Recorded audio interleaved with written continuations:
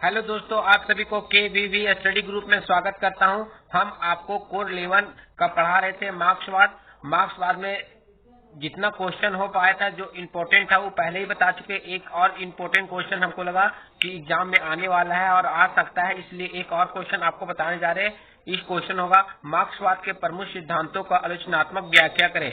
इसलिए हमको इम्पोर्टेंट लगा ताकि एग्जाम में आ सकता है, इसलिए हम आपको फिर से रिटर्न बता रहे ताकि आप लोग अच्छे से लिख पाए, अच्छे तरीके से। हम आपको बहुत जल्दी कराने का प्रयास कर रहे हैं क्योंकि एग्जाम भी आने वाला है, 6 तारीख से एग्जाम है, ताकि आप लोग को दिक्कत का सामना ना करना पड़े और आप लोग को बहुत जल्दी DSA 1 DSA 2 को 12 का भी बहुत जल्दी लेकर आएंगे। कार्ल मार्क्स का इसमें जो है आपका क्वेश्चन, मार्क्सवाद के प्रमुख सिद्धांतों का आलोचनात्मक व्याख्या करें। इसमें पहला कार्ल मार्क्स का वर्ग संघर्ष विवेचना। इसमें पहला पॉइंट होगा कार्ल मार्क्स का वर्ग संघर्ष विवेचना। जो कार्ल मार्क्स है उसमें वर्ग संघर्ष का विवेचना किया है। इसका कहने का मतलब है इतिहास के आर्थिक व्याख्या के आधार पर मार्क्स कहता है कि समाज में सदैव दो विरोधी वर्गों का अस्तित्व रहता है। जो कार्ल मार्क्स कहते हैं, बोलते हैं समाज में सदैव दो विरोधियों का वर्ग रहता है, एगो गरीब, एगो अमीर, एगो लड़ाई करने वाला, एगो शांति करने वाला। और मानव इतिहास के विकास क्रम में परिवर्तन वर्ग संघर्ष द्वारा ही होता है। और जो मानव इतिहास में विकास का जो क्रम होता है, जो बढ़ता है, जो विकास होता है मानव का, वो परिवर्तन के द्वारा होता है। परिवर्तन ही वर्ग संघर्ष द्वारा हुआ है। इन वर्गों के आधार पर आर्थिक है, आर्थिक पैसा इन्वेस्टमेंट होता है। आप पैसा चाहे तो आप इन्वेस्ट कर सकते हैं। इनमें से एक वर्ग आर्थिक सत्ता प्राप्त की है और दूसरा वर्ग आर्थिक सत्ता विहीन अपने श्रम बेचकर जीवन निर्वाह करने वाला है। इसमें कहने का मतलब है जो एक वर्ग होता है वो आर्थिक सत्ता प्राप्त करता है, वो आर्थिक रूप से सत्ता को प्राप्त करना चाहता है। जो दूसरा वर्ग होता है वो सत्ता विहीन होता है, उसके पास सत्ता का कोई नॉलेज नहीं होता है, वो जानता ही नहीं है और अपना श्रम बेचकर जीवन निर्वाह करता है। अपना कमाता है, जैसे काम करेगा तभी तो कुछ आदमी उससे ले सकेगा। अपना श्रम बेचकर जीवन निर्वाह करने वाला होता है।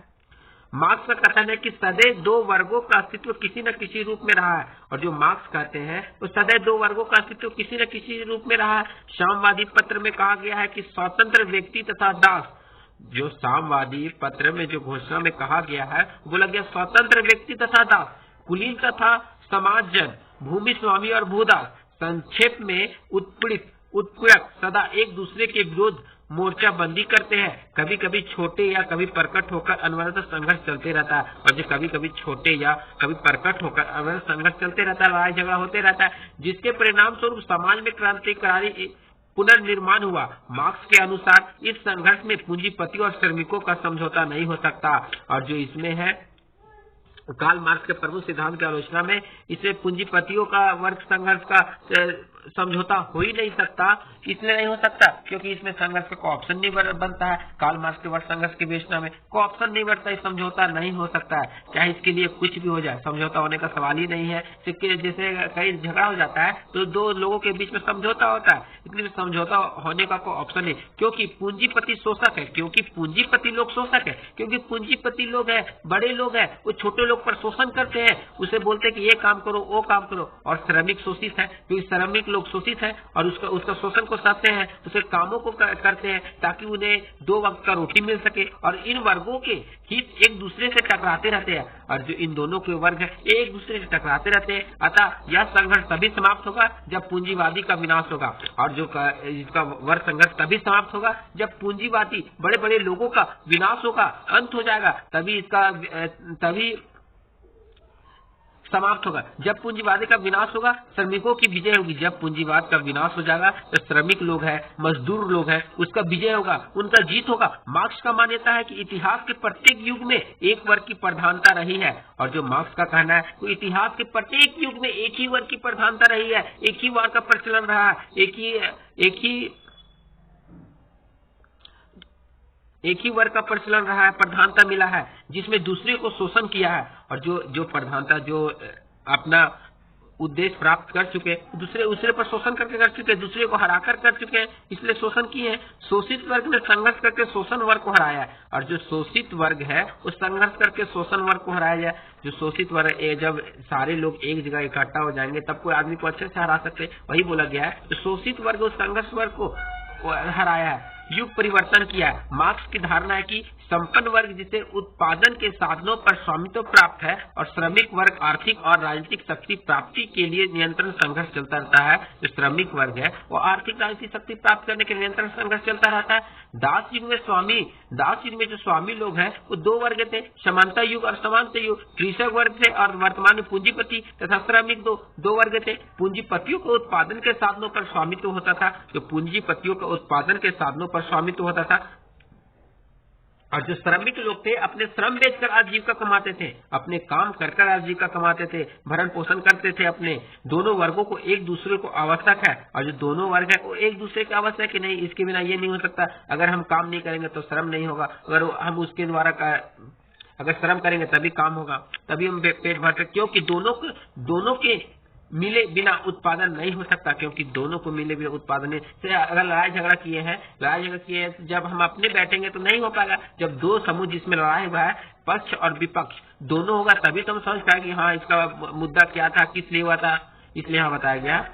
परंतु दोनों के हित अलग अलग है। पूंजीपति श्रमिक से अधिक काम लेकर कम से कम वेतन देना चाहते। पूंजीपति लोग हैं, जो बड़े लोग हैं, वो मजदूरों को अधिक से अधिक काम लेकर कम से कम वेतन देना चाहता। वो चाहता है कि जो बड़े लोग हैं वो चाहते कि हमको ज्यादा बेनिफिट हो, हम ज्यादा कमाए, और जो काम करने वाला कारागार है, जो श्रमिक लोग हैं, उसको कम वेतन देना चाहता है, जबकि श्रमिक अपने श्रम से अधिक मूल्य प्राप्त करना चाहता है। जबकि श्रमिक चाहता है कि अपने श्रम से अधिक मूल्य प्राप्त करना चाहता है। परंतु पूंजीपति श्रमिक की अपेक्षा अच्छी स्थिति में है, जबकि जो पूंजीपति है तो श्रमिक की अपेक्षा श्रमिक लोग हैं उससे कहीं अच्छी स्थिति में, क्योंकि श्रम नाशवान है। अतः श्रमिक अधिक समय तक प्रतीक्षा नहीं कर सकता, क्योंकि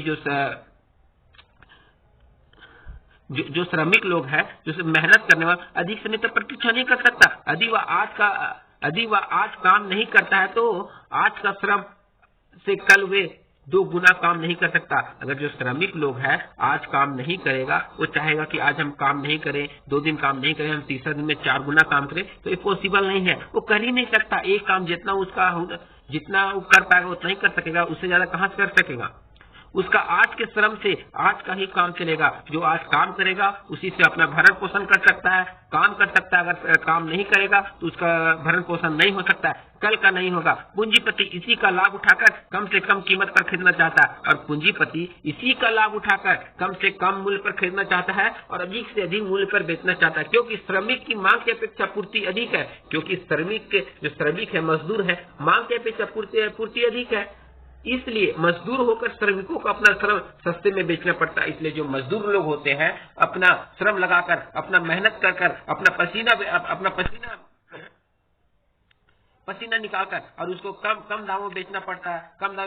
उसका जितना मेहनत के अनुसार जितना पूंजीपति लोग प्रॉफिट कमा लेते हैं वो नहीं कमा पाते। परंतु श्रमिक को इस शोषण का ज्ञान होता है तो वो अपने शासकों के विरोध कर देते हैं। जब पता चलता है कि नहीं हमको कम मिल रहा है तो श्रमिक लोग इस शोषण का जब ज्ञान हो जाता है, जब पता चल जाता है तो अपने शासकों के विरोध कर देते हैं कि नहीं हमको इतना मिलना चाहिए। मार्क्स को विश्वास है कि इस संघर्ष का परिणाम जो सर्वहारा वर्ग है से विजयी होगा और नई व्यवस्था में 2 विरोधी व्यवस्थाओं का समन्वय होगा। उत्पादन के साधनों पर संपूर्ण समाज का स्वामित्व होगा। इनमें ना कोई वर्ग विभेद होगा, ना कोई संघर्ष होगा।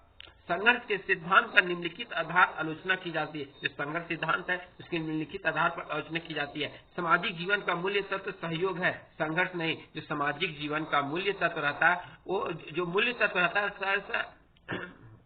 सहयोग रहता है, संघर्ष नहीं। अगर हम किसी को सहयोग करेंगे वही उसका मूल्य तत्व रहेगा, संघर्ष नहीं। लड़ाई झगड़ा नहीं करना है। समाज में विभिन्न वर्गों के बीच संघर्ष का आधार केवल आर्थिक नहीं, जो समाज में है विभिन्न वर्ग है उसके बीच संघर्ष का जो आधार होता है वो आर्थिक नहीं होता है, वो पैसा से रिलेटेड नहीं होता है। जो सामान्य में 2 वर्ग नहीं बल्कि 3 वर्ग आते हैं। जो सामान्य है, सामान्य वर्ग में 2 वर्ग नहीं 3 वर्ग आते हैं। अमीर, गरीब, मिडिल 3 वर्ग आते हैं। वर्ग में राष्ट्रीयता का भावना प्रबल रूप से पाई जाती है, और जो वर्ग की राष्ट्रीयता की भावना प्रबल रूप से पाई जाती है। क्रांति बुद्धि वर्ग द्वारा जीवित है। जो क्रांति होता है बुद्धि द्वारा जीवित है। अगर बुद्धि नहीं रहेगा तो क्रांति कैसे होगा। केवल जो मात्र वर्ग संघर्ष पूंजीवाद के दोषों को दूर करने का उपाय नहीं है। केवल जो मात्र है उस संघर्ष को पूंजीवाद के दोषों को दूर करने का उपाय नहीं है। अतिरिक्त मूल्य का सिद्धांत। दूसरा पॉइंट, मार्क्स ने पूंजीवादी व्यवस्था के अंतर्गत पूंजीपतियों द्वारा किए जाने वाले श्रमिकों के शोषण को स्पष्ट करने के लिए अतिरिक्त मूल्य के सिद्धांत का प्रतिपादन किया। जो मार्क्स ने बताया कि पूंजीवादी व्यवस्था के अंतर्गत जो पूंजीपति द्वारा श्रमिकों पर जो शोषण किया जाता था उसको स्पष्ट करने के लिए अतिरिक्त मूल्य सिद्धांत का प्रतिपादन किया, यानी उसको लाया कि कैसे हो सकता है, क्या नहीं हो रहा है, क्यों हो रहा है, इसलिए अतिरिक्त मूल्य के सिद्धांत को लाया। मार्क्स ने अपने अतिरिक्त मूल्य सिद्धांत को स्पष्ट करते हुए कहता है कि किसी वस्तु को दो प्रकार के मूल्य होते हैं। किसी वस्तु के दो प्रकार के मूल्य होते हैं। पहला उपयोग मूल्य, दूसरा विनिमय मूल्य। उपयोग का निर्धारण उपयोगिता और आवश्यकता के अनुसार निर्धारित होता है, तो वहीं विनिमय मूल्य जब किसी वस्तु को खरीदता है तो उसका जो विनिमय मूल्य कहते हैं। मार्क्स का मान्यता है कि जब किसी प्राकृतिक पदार्थ पर मानव श्रम खर्च करता है, जब किसी प्राकृतिक जो पदार्थ है उस पर जब अपना मानव श्रम लगाता है, श्रम बेचता है, खर्च करता है, तो वह मानव के श्रम ही उसका विनिमय मूल्य पैदा करता है। मार्क्स के शब्दों में प्रत्येक वस्तु, जो मार्क्स कहते हैं, मार्क्स के शब्दों में आप समझे, प्रत्येक वस्तु का वास्तविक मूल्य वह श्रम है जो उसे मानव उपयोगी बनाने के लिए उस पर व्यय किया जाता है। मार्क्स कहते हैं कि जो प्रत्येक वस्तु का वास्तविक मूल्य है वह श्रम है जो उसे मानव उपयोगी बनाने के लिए उस पर व्यय किया जाता है, क्योंकि वह श्रम है जो उसे मानव उपयोगी बनाने के लिए होता है, क्योंकि वही उसमें विनिमय मूल्य पैदा करता है। जैसे 1 टन गेहूं के बदले में 5,000 रुपया या 5 टन कपड़ा मिलता है। उदाहरण बहुत अच्छा दिया गया, आप सुन सकते, समझ सकते, काफी शानदार उदाहरण हम लिखे हैं ताकि आप लोग को अच्छा से समझ आए। जैसे 1 टन हम गेहूं किसी को दिए, उसके बदले में हमको दूसरा आदमी 5,000 रुपया दिए या 5 टन कपड़ा मिलता है, तो यह 1 टन गेहूं का विनिमय मूल्य है। मूल्य निर्धारण का एकमात्र उचित मापदंड है, क्योंकि यही एक ऐसा तत्व है जो सभी वस्तुओं से सामान्य रूप से विद्यमान है। उदाहरण के रूप में देखा जाए तो एक लकड़ी के पेड़ को जंगल से 500 रुपये में खरीद कर लाता है। एक लकड़ी का पेड़ है, उसको जंगल से 500 रुपये में खरीद के लाता है और उस पर श्रमिक अपना श्रम लगाकर उसे उपयोगी वस्तु बनाकर तैयार करता है। और जो श्रमिक है, जो मजदूर लोग हैं, अपना श्रम लगाकर उसे उपयोगी बनाते हैं ताकि यूज करने लायक रहे, जिसे फैक्ट्री का मालिक 2500 रुपया में बेच देता है। और जो फैक्ट्री का मालिक होता है वो 2500 रुपया में बेच देता है। इस श्रम के बदले श्रमिकों को केवल 500 रुपया देता है। और जो श्रमिक लोग हैं, जो श्रम के बदले में जो श्रमिक केवल 500 रुपया में देता है। इस प्रकार फर्नीचर का लागत केवल 1000 रुपया होता है और वह फर्नीचर 2500 रुपया में बिकता है। इस तरह 1500 रुपया फैक्ट्री मालिक अपने जेब में रख लेता है। जो 500 रुपया के लकड़ी खरीदे, 500 रुपया श्रम, तो 1000 रुपया हुआ। और जो 2500 रुपये बेचता है, 2500 रुपया उसको फैक्ट्री के मालिक को बेनिफिट हो गया। मार्क्स के अनुसार यही अतिरिक्त मूल्य जिसे पूंजीवादी बिना किसी प्रकार का श्रम किए भी प्राप्त कर लेता है। और जो मार्क्स कहते हैं, बोलते हैं कि जो पूंजीपति लोग हैं वो बिना श्रम लगाए ही कई ज्यादा रुपया कमा लेते हैं। अर्थात यह मूल्य है जिसे पूंजीपति मजदूर को श्रम प्राप्त करता है, परंतु जिसके लिए मजदूर का कोई मूल्य नहीं होता। मार्क्स की धारणा है कि यह अतिरिक्त मूल्य श्रमिकों के श्रम से पैदा होता है, इसी श्रमिकों को ही मिलना चाहिए, ना कि पूंजीपति। जो मार्क्स कहते हैं, जो अतिरिक्त मूल्य के सिद्धांत है, उस श्रमिकों को श्रम पैदा करता है, श्रमिकों लोग ही श्रम पैदा करते हैं, पैदा होता है, इसी श्रमिकों को ही मिलना चाहिए, ना कि पूंजीपतियों को, ना कि बड़े लोगों को। अतिरिक्त मूल्य के सिद्धांत की आलोचना। उत्पादन में केवल श्रम का महत्व नहीं होता। जो अतिरिक्त मूल्य का सिद्धांत का आलोचना हम करेंगे तो पता चलता है कि उत्पादन में केवल श्रम का महत्व नहीं होता, हर चीज का महत्व होता है। पूंजीपतियों का लाभ केवल श्रमिकों का श्रम ही नहीं होता, और जो पूंजीपतियों का लाभ केवल श्रमिकों का ही श्रम नहीं होता, पूंजीपतियों का भी श्रम लगता है, मेहनत लगता है, खर्च लगता है। मस्तिष्क श्रम का अपेक्षा है, जो मस्तिष्क है वो श्रम का अपेक्षा है। आर्थिक व्यवस्था के सुधार में क्रांति एकमात्र विकल्प ही नहीं है। आर्थिक व्यवस्था के सिद्धांत में जो क्रांति है एकमात्र विकल्प ही नहीं है। इस तरह आपका ये मार्क्सवाद का प्रमुख सिद्धांतों का आलोचनात्मक व्याख्या कंप्लीट हो गया। दोस्तों, मार्क्सवाद का सारा चैप्टर और सारा क्वेश्चन हम आपको करा दिए ताकि आप लोग एक्सटर्नल एग्जाम में अच्छे से लिख पाए। और बहुत जल्दी हम कोड 12 का लेकर आएंगे, क्वेश्चन के साथ साथ आंसर भी काफी अच्छे तरीके से, काफी सरल भाषा में। आपको पीडीएफ चाहिए तो आप कमेंट में बता सकते हैं, आपको पीडीएफ जल्दी प्रोवाइड करवा दिया जाएगा।